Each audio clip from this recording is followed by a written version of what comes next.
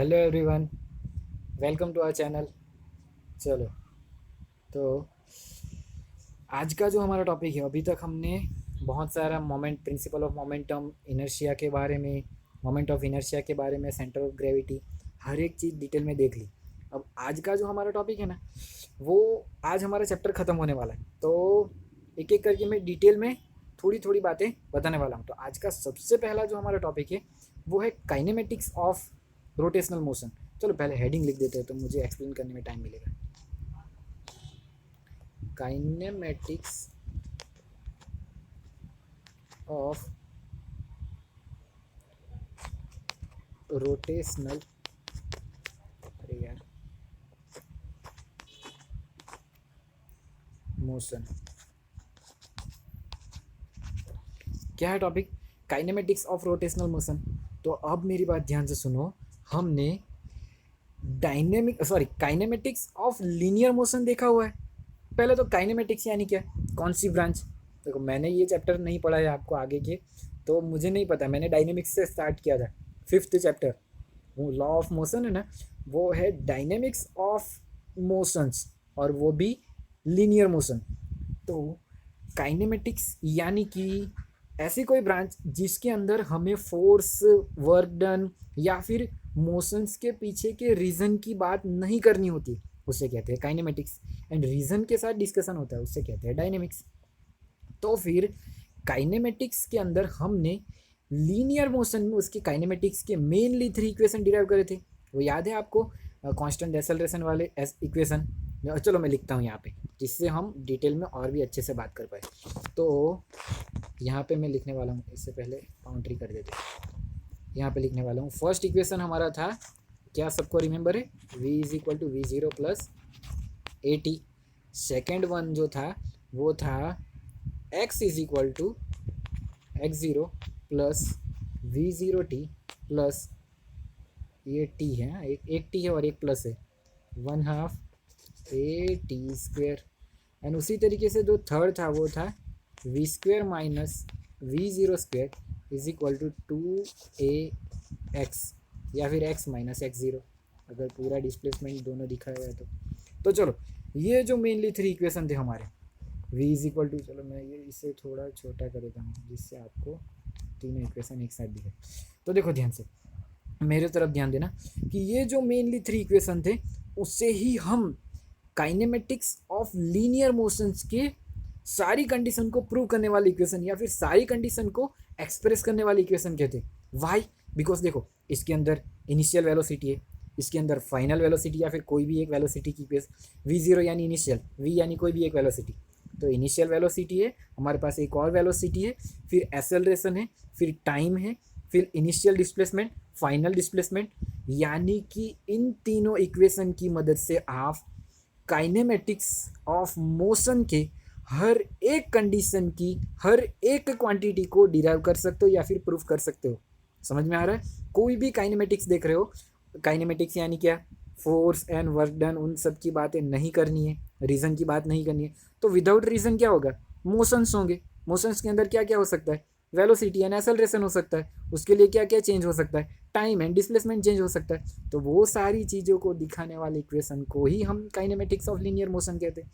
तो अगर मुझे काइनेमेटिक्स ऑफ लीनियर मोशन की तीनों इक्वेशन पता है और उसे अगर मैं रोटेशनल मोशन में कन्वर्ट कर दूं, तो ये हो जाएगा काइनेमेटिक्स ऑफ रोटेशनल मोशन।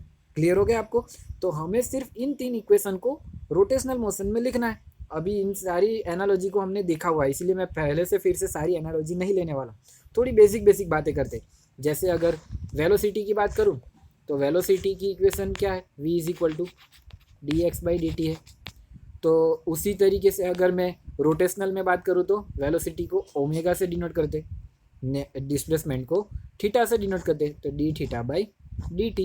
ये तो अब पता चलेगा ना। देखो, ये है मेरा linear displacement x zero point से एक्स तक। अब ये हो गया मेरा एंगुलर डिस्प्लेसमेंट थीटा ज़ीरो से थीटा तक। समझ में आ रहा है ना? एंगुलर डिस्प्लेसमेंट यानी कि एंगल चेंज होगा, लीनियर डिस्प्लेसमेंट यानी कि लेंथ चेंज होगी। क्लियर हो रहा है? तो v is equal to d x by d t, तो उसी तरीके से ओमेगा इज इक्वल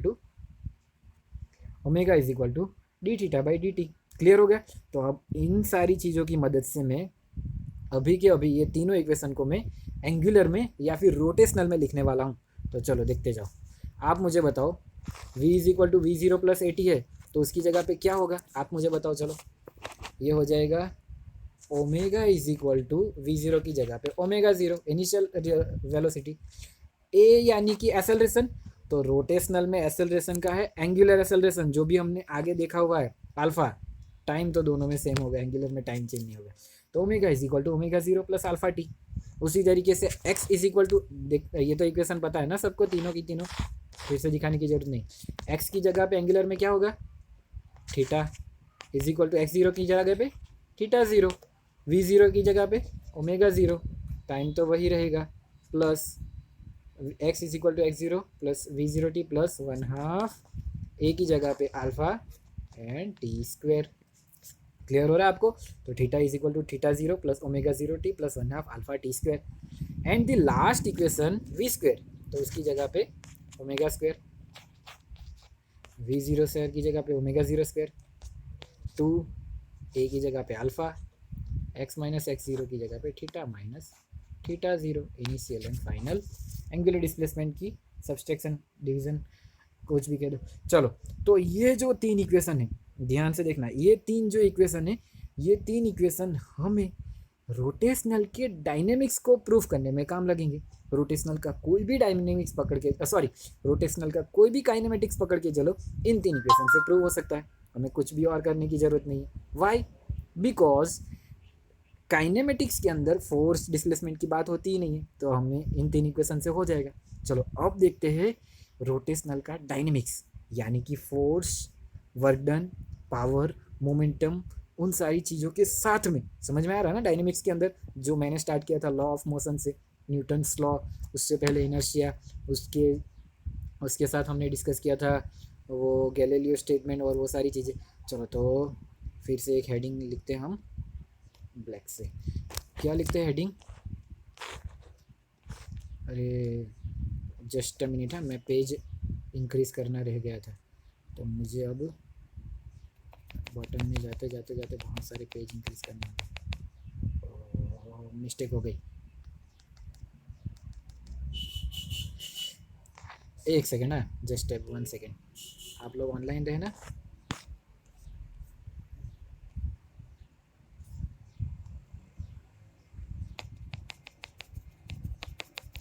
मैंने पेज बॉटम में बहुत सारे खोल के नहीं रखे आज, इस वजह से थोड़ा टाइम लग रहा है। चलो तो अब स्टार्ट करते हैं हमारा नेक्स्ट टॉपिक, जो मैं यहाँ से स्टार्ट करूँगा। ओके, तो हमारा जो नेक्स्ट टॉपिक है वो होगा डायनेमिक्स ऑफ कौन सी मोशन? Rotational motion. तो आपको अब पता चल गया होगा कि सिर्फ लीनियर में ही मोशन नहीं होते, डायनेमिक्स में भी होते हैं। तो अब आपको पता चल गया होगा कि जैसे लीनियर में सारी क्वांटिटी है, ये उसी तरीके से रोटेशनल में भी उनकी एनालॉजी है। समझ में आ रहा है ना? तो चलो तो हम डायरेक्टली एक दूसरे को कंपेयर ही करते हैं। देखो आपकी बुक के अंदर लंबा लंबा सारी इक्वेशन प्रूफ करके रखी है, मैं आपको हर एक चीज़ बताऊंगा कैसे प्रूव होती है, बट बहुत लंबा नहीं खींचना है हमें। ओके, आज हमें इस वाले चैप्टर को ख़त्म करना है। तो मैं एक तरफ लूँगा, एक तरफ रखूँगा अपनी लीनियर को और दूसरी तरफ ले जाएंगे हम रोटेशनल एनालॉजी को। तो इस तरीके से हम ब्रैकेट तैयार करेंगे। एक के अंदर होगा लीनियर, एक में होगा, just a second, linear, and इस तरफ होगा उसका रोटेशनल। बट ये डायनेमिक्स है तो फोर्स वो सब सारी चीज़ें एक साथ करेंगे। चलो पहले से लिखते हैं, तो स्टार्ट करते हैं। पहले लीनियर में सब कुछ लिख के जाते कोई एक कलर से, तो ब्लू कलर से लिखते हैं लीनियर में। तो सबसे पहली जो चीज़ मैं लिखने वाला हूँ वो है मेरा डिस्प्लेसमेंट। स्टार्ट तो वहाँ से ही होता है, डिस्प्लेसमेंट से मिलता है हमें वेलोसिटी। चलो इक्वेशन लिखते हैं। वेलोसिटी की इक्वेशन क्या होगी? dx/dt। वेलोसिटी के बाद उसके बाद उससे क्या क्रिएट होता है? Acceleration, dv/dt। सारी चीज़ें आपको बताई है लीनियर में। तो एक्सेलरेशन से अगर मैं एक्सेलरेशन के साथ मास मिला दूँ, मास को तो मास ही कहेंगे, तो फिर उससे मुझे मिलता है force. Force is equal to, यहाँ से स्टार्ट हो रहा है डायनेमिक्स, मास इंटू एक्सेलरेशन। उसके बाद फोर्स से हमें मिलता है work done. Work done is equal to force into displacement. अगर मैं डिस्प्लेसमेंट को स्मॉल दिखाऊं वर्क डन को टोटल करने के लिए, तो force into D x, F into D x, समझ में आ रहा है ना? या तो सिर्फ डी दिखाओ या फिर डी एक्स, स्मॉल डिस्प्लेसमेंट सबको इकट्ठा करो तो टोटल वर्क डन मिलेगा। एंड वर्क डन से क्रिएट होता है power, power p is equal to d डब्ल्यू बाई डी टी, या फिर डब्ल्यू का तो कोई भी साइन नहीं है हमारे पास, तो डायरेक्टली मैं जो फाइनल इक्वेशन आ रही थी power is equal to force into velocity, ये तो पता है ना, आप देख लेना, आप प्रूफ कर सकोगे। यही power is equal to work done upon time होता है ना, उसी के अंदर एफ इंटू डी एक्स रख देना, एफ साइड पे निकल जाएगा, D x by d T हो जाएगा वेलोसिटी, ये हो जाएगा इक्वेशन प्रूफ। और एक और चीज़ पावर के साथ साथ नीचे थोड़ा सा स्मॉल पी से मैं डिनोट करूँगा, वो है मेरा मोमेंटम। ओके, वो क्या है? मोमेंटम। स्मॉल पी है, ये वाला कैपिटल पी है और ये मेरा स्मॉल पी है। मास इंटू वेलोसिटी, ये भी पता है ना हमें। चलो, तो अब हमें इसकी एनालॉजी रोटेशनल में क्रिएट करनी है, तो एक एक करके मैं गैप क्रिएट करते जाता हूँ जिससे इक्वेशन आपको हर एक अलग अलग दिखे। देखते रहना, ये टेबल आपके लिए बहुत ज़्यादा ज़रूरी है।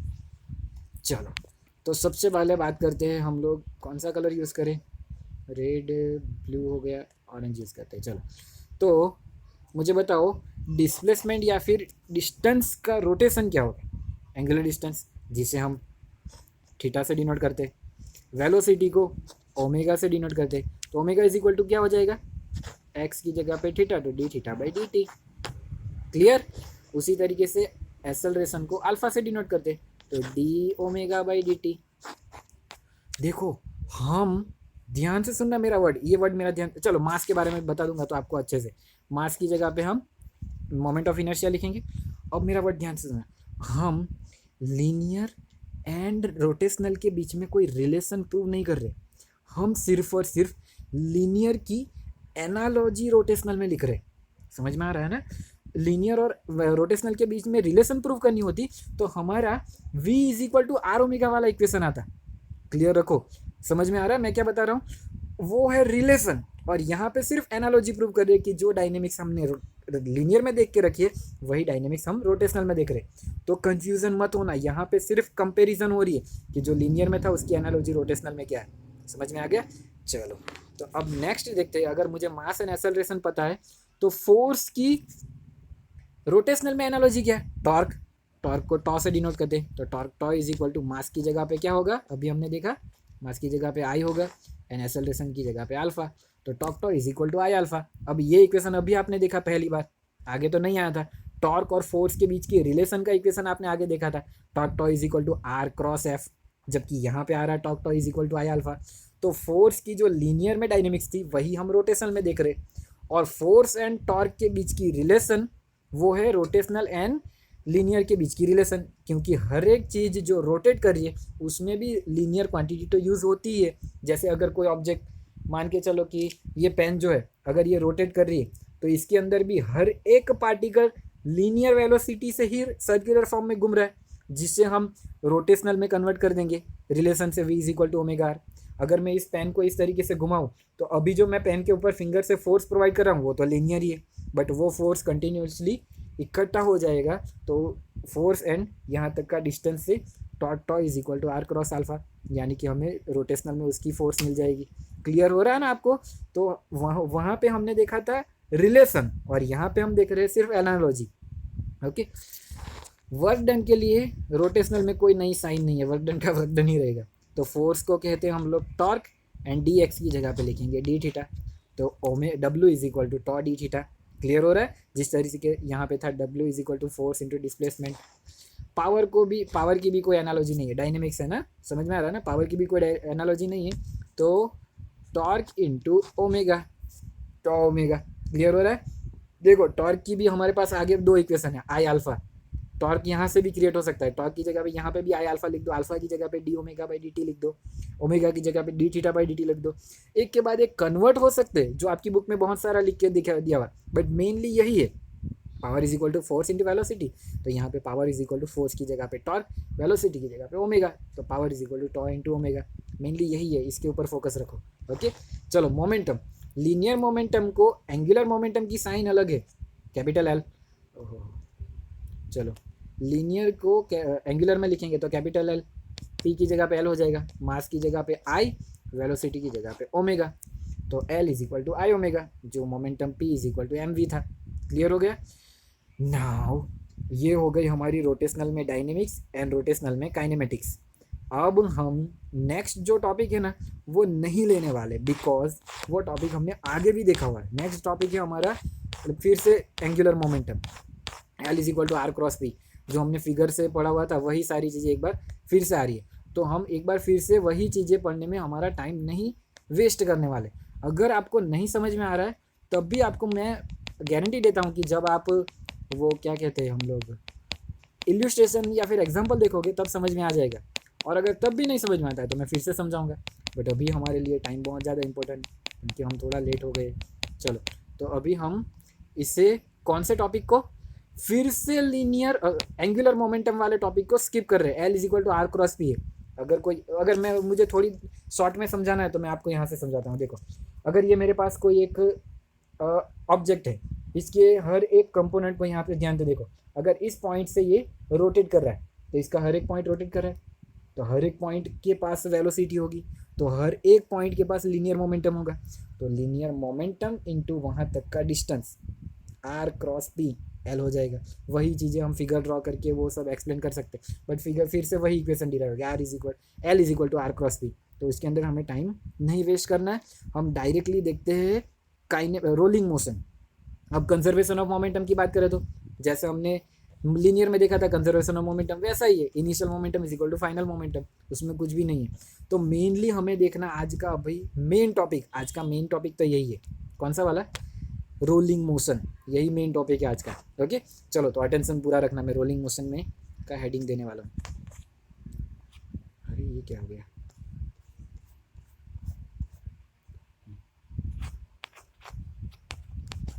रिवीजन करो, जब भी इस तरीके से गैप मिले, बार बार बोल रहा हूँ, रिवीजन करो।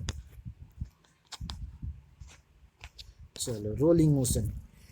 एक्चुअली मैं रोलिंग मोशन के बारे में एक फनी बात बताऊं तो rolling motion is the evolution of industrialisation. जो हमारा इंडस्ट्रियलाइजेशन जितना भी डेवलपमेंट हुआ ना, जितना भी, वो मेनली रोलिंग मोशन की वजह से हुआ है। पता है, सर्कल अगर कोई भी ऑब्जेक्ट रोल नहीं कर पाता तो कुछ भी इंडस्ट्रियल में कुछ भी आगे बढ़ ही नहीं पाता। कोई भी ऐसा मैकेनिज्म नहीं है जिसमें रोटेशन ना हो, मेनली जो ट्रैवल कर रहा है।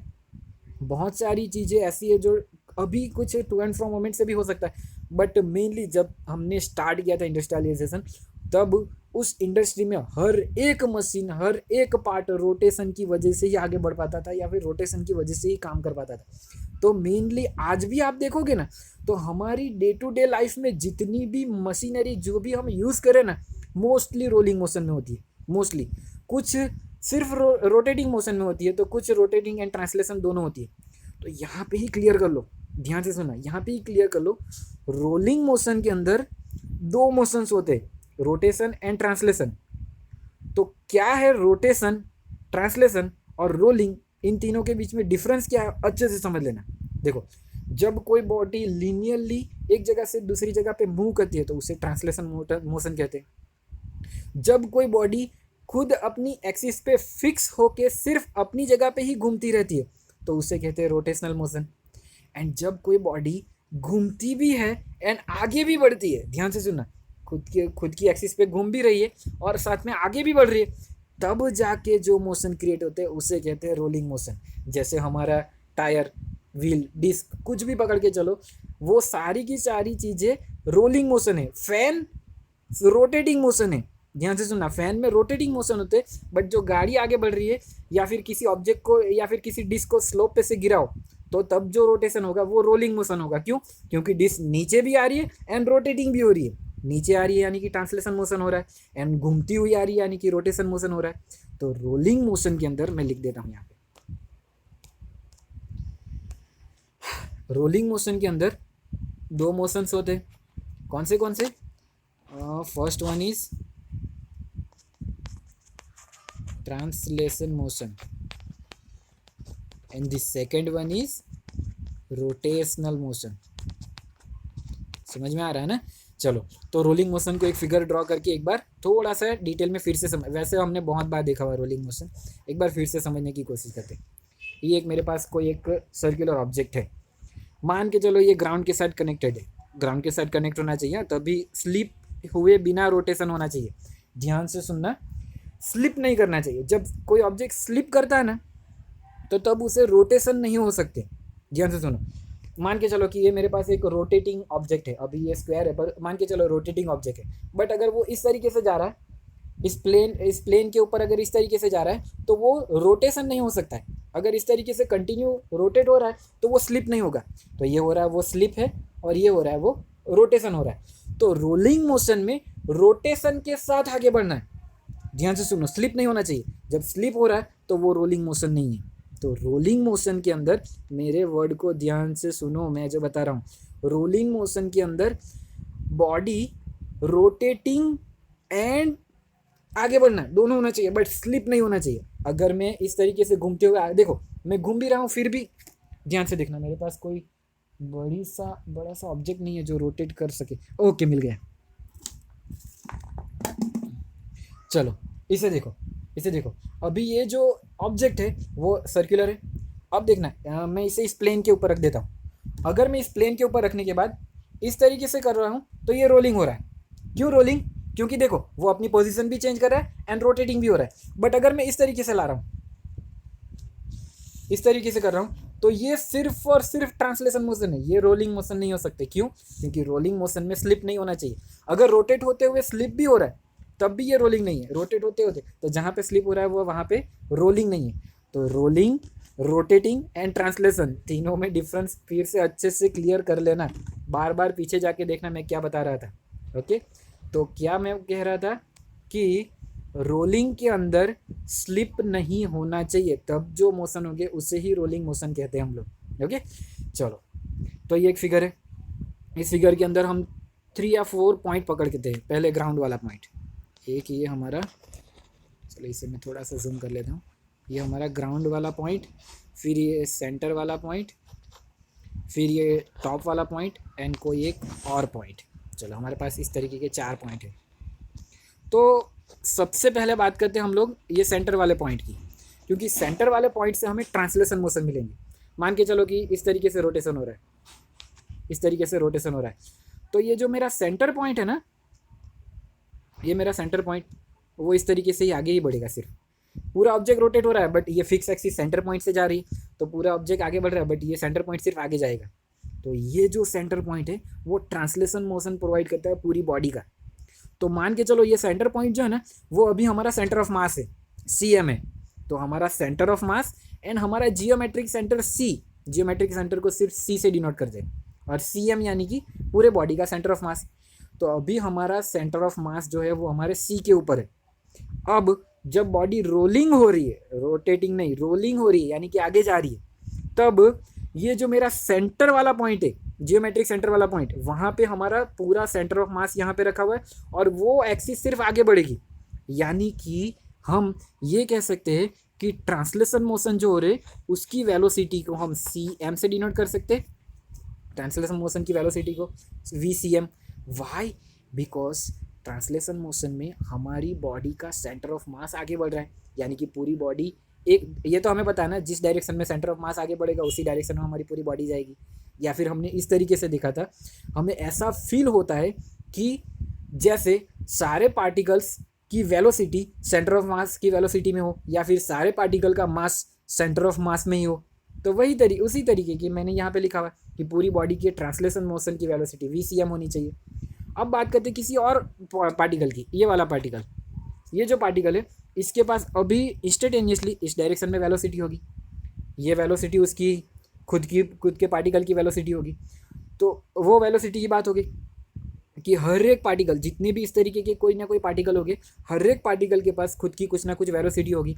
वो सारी ऐड करोगे तो हमें टोटल रोटेशनल वेलोसिटी मिलेगी। ध्यान से सुनना, इसके पास खुद की कुछ ना कुछ VR होगी। मैंने लिखने में थोड़ी सी गलती कर दी। देखो, इसके पास खुद की कुछ ना कुछ VR होगी। VR यानी क्या? Rotational velocity.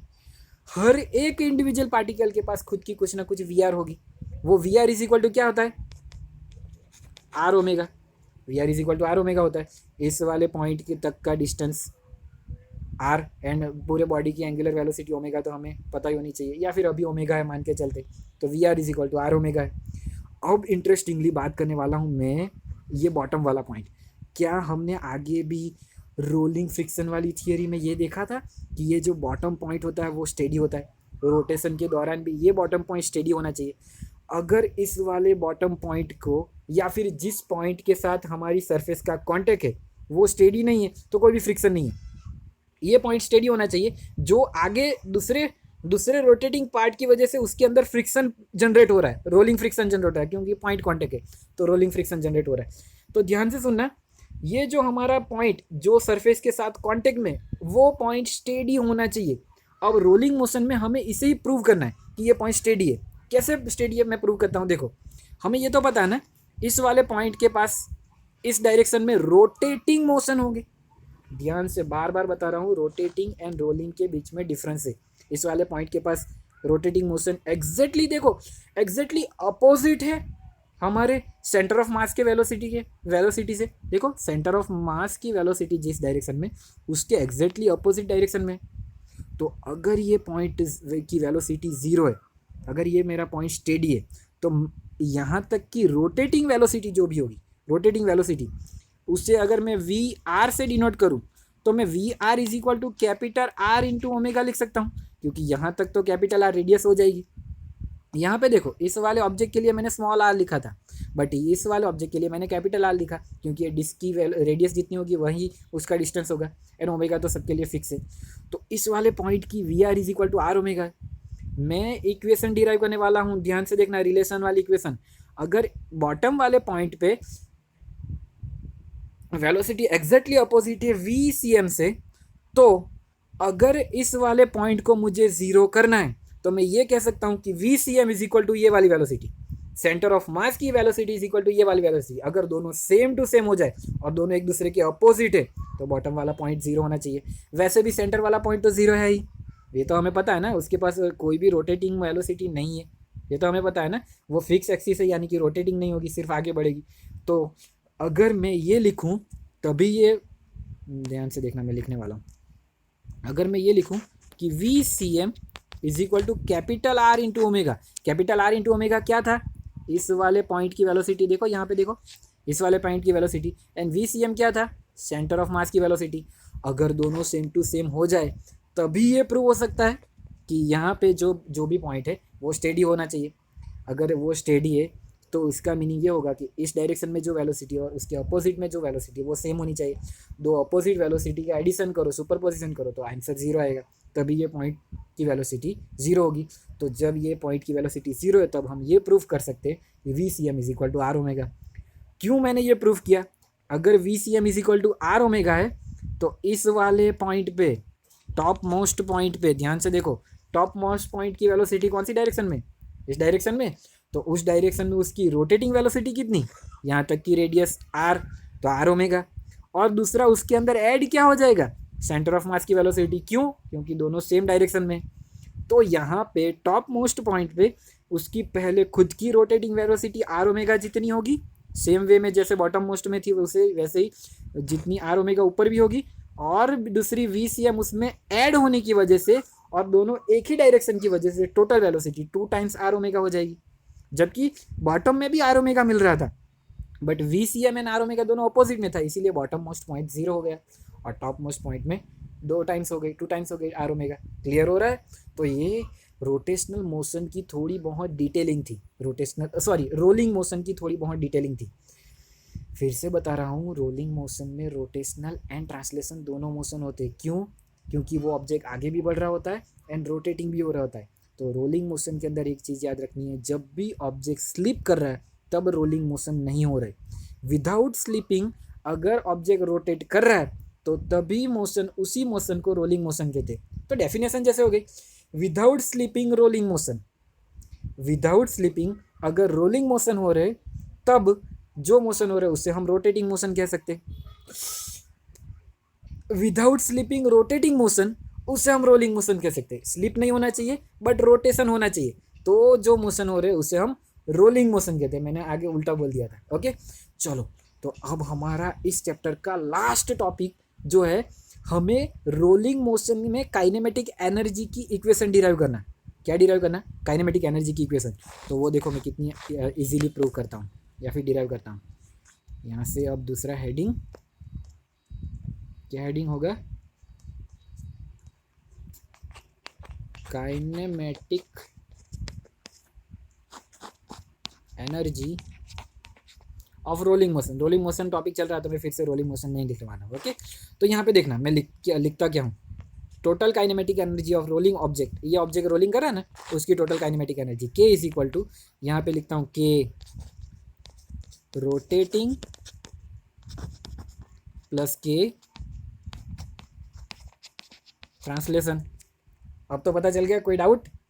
क्योंकि ऑब्जेक्ट रोलिंग कर रहा है तो रोलिंग के अंदर दो चीज़ें होती है, रोटेशन भी होता है, ट्रांसलेशन भी। अब ट्रांसलेशन के लिए काइनेमेटिक एनर्जी की जो मैं इक्वेशन लिखने वाला हूँ, चलो सॉरी, ट्रांसलेशन रोलिंग दोनों के लिए लिखने वाला हूँ।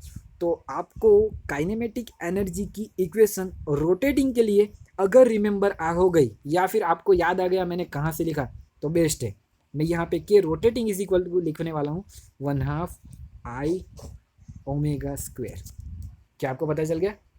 नहीं पता चला तो रोटेटिंग में एनर्जी की इक्वेशन हमने डिराइव करके रखी है, या फिर नहीं करी है ना, यहाँ पे नहीं लिखा था ना। चलो तो यहाँ पे ये एक इक्वेशन और ऐड कर देते हैं, काइनेमेटिक एनर्जी की इक्वेशन। नहीं ऐड करते तब भी पता चल जाएगा ना, kinetic energy K is equal to 1/2 mv square.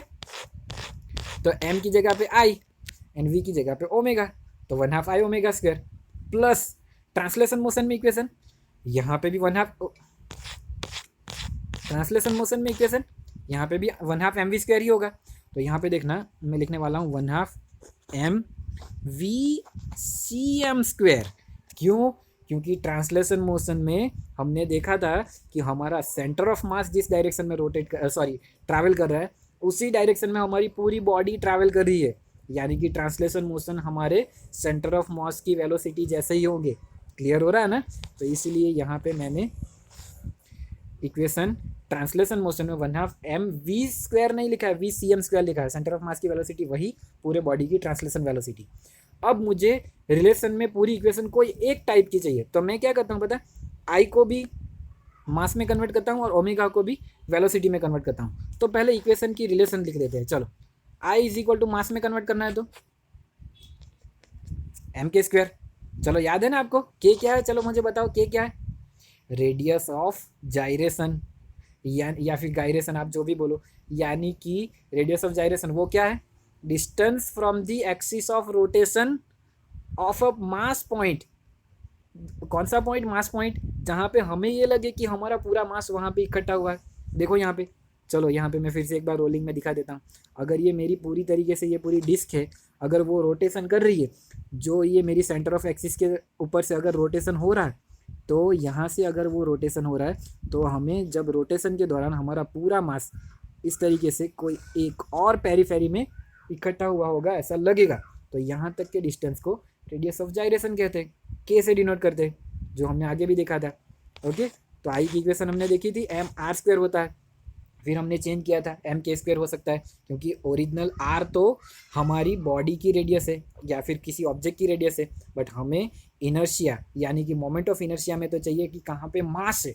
हमारा मास तो डायरेक्ट पेरीफेरी पे नहीं जाता है, बाउंड्री पे नहीं जाता है, उसके बीच में कहीं पे इकट्ठा हुआ ऐसा लगेगा जब रोटेशन हो रहे, तब मैंने मैरी गो राउंड वाला एग्जाम्पल दिया था। तो एम के स्क्वायर, और फिर ओमेगा को भी चेंज करना है अगर वेलोसिटी में, तो omega V is equal to या फिर V C M is equal to are omega square. ये रहा इक्वेशन, हमने आगे देखा ही है।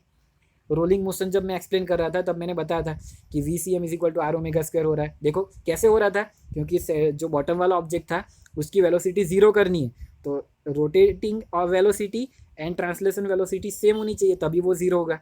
इसीलिए V C M is equal to are omega, वही मैंने यहाँ पे यूज़ किया है। देखो वही मैंने यहाँ पे यूज़ करके रखा है, V C M is equal to are omega.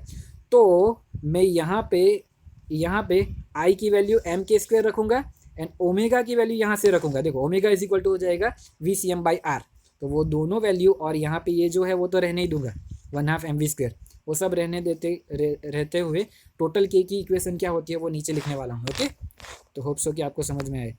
चलो रेट से लिखते हैं, तो total K is equal to, यहाँ पे लिख रहा हूँ, total K is equal to 1/2 आई की जगह पे मैं क्या लिखने वाला हूँ, एम के स्क्वायर, ओमेगा की जगह पे क्या लिखने वाला हूँ, ओमेगा स्क्वायर की जगह पे वी सी एम स्क्वायर अपन आर स्क्वायर हो जाएगा, अपन आर स्क्वायर, प्लस यहाँ पे दूसरा एक 1/2 M we C M square तो है ही है, तो दोनों में कॉमन क्या है, 1/2 M we C M square, देखो 1/2 M we C M square दोनों में से कॉमन है तो बाहर निकाल लेते।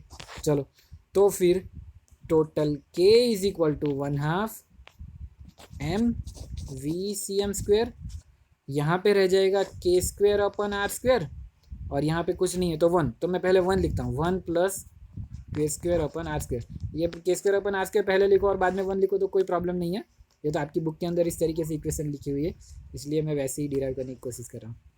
चलो तो ये जो इक्वेशन है K is equal to 1/2 M we C M square bracket में 1 plus K square upon R square, where K is the radius of gyration and capital R is the radius of any object जो हम rotating motion में use कर रहे हैं वो object की, और वी सी एम हमारी पूरी बॉडी के सेंटर ऑफ मास की velocity and capital M total mass. समझ में आ गया ना?